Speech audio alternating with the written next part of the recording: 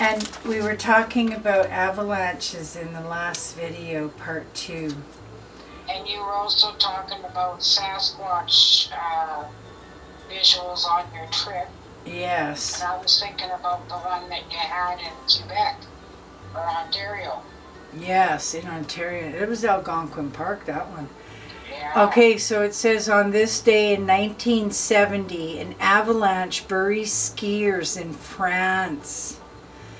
On February 10th, 1970, an avalanche crashed down on a ski resort in Val d'Isère, France, killing 42 people, mostly young skiers. This disaster was the worst such incident in French history. The resort at Val d'Isère was operated by a non-profit youth organization and attracted many young skiing enthusiasts. On that morning, many of the guests were eating breakfast in a large room facing the mountain. Suddenly there was an explosion-like sound and snow came rushing down the mountain. 3 trail workers on the hill were swept away and killed. The young people inside the hotel had little time to react. The snow exploded through the hotel's large windows and swallowed the crowd inside. 39 people inside the hotel lost their lives to the avalanche, and 60 more suffered serious injuries. Authorities ordered evacuations of other resorts in the region, and this proved to be a wise move, as other avalanches followed in the next few days. So that took out an entire resort. Wow. So that's the power of an avalanche. When we could see it coming, okay, let me rephrase that. We did not see it coming, but we saw the fog of it billowing. Not only down the mountain, but towards us through the valley, through the little valley we were in between the mountains. In one of the videos, I say that's the fog, avalanche fog. Wow. So yeah, that's how powerful it is. Maybe that guy's truck got hit by the tail end of that one avalanche, and that's why his truck was flipped. I don't know. Anyway, that I should have saved that. I got a new show coming out. It's called That Cat Likes to Read. That cat. Oh, that cat. Did he teach that guy a lesson or what? And then his sister comes over and he forgets to tell her to shut the door. Yeah. Oh, that's Galway the cat. Yeah. I really like his comedy. That's Stuart McLean, yeah, for sure. But yeah, so this these avalanches, I'll tell you, that's just crazy. I remember that time you were going to Abbotsford or Chilliwack to see one of the kids, and on the way there you said there was just a trickle of water crossing the highway, and on the way back it was a full-fledged mudslide. Yeah, it was like 9 feet high already at that point. We had to take another road way up the mountain coming back, and it's like, so apparently it was a upper dam had let go, a natural dam. So the water came first and then the debris. Yeah, that was a good one. That one, you know what? Nobody got killed. One guy stepped out his door because he could hear the rumbling and it went by him. The swath was probably half a mile wide. It was massive. And one guy's house ended up out on the road, but nobody was killed. Took out a couple orchards, a vineyard, and whatever else was going on. But yeah, they really lucked out. God was on their side that day, because how nobody got killed was a miracle. There's a lot of atmospheric weather problems happening. Well, this is the least amount of snow that we've had in years. In the summer it's heat and floods, and in the winter it's too much snow. That's where things are changing. Well, we have to remember that Earth took care of herself long before people were here. Earth is always looked after. And I always have to mention how they do these controlled burns in Banff. They do them all year round. They are completely into forest management. They've done such a they have done such a good job of it.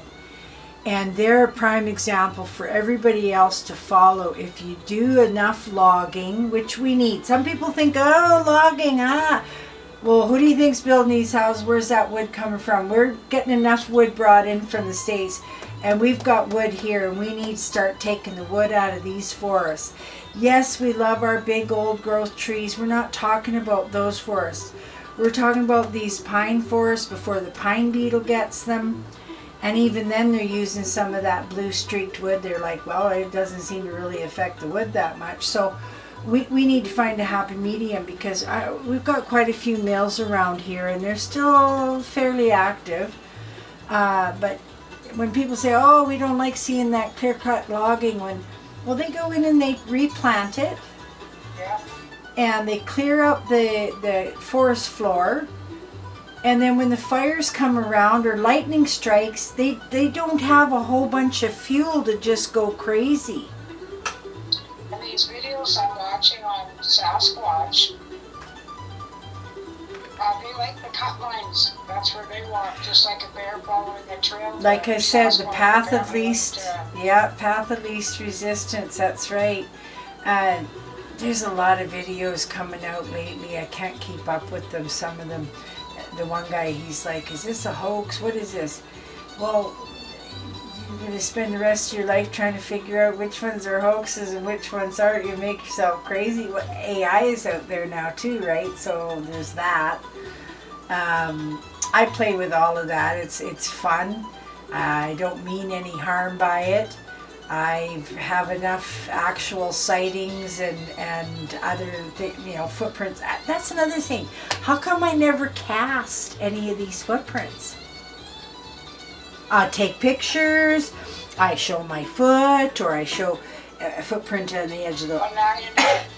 And then I see people doing castings and I'm like, I gotta get some of that, and I guess throw it in the truck. And it's there. And yeah.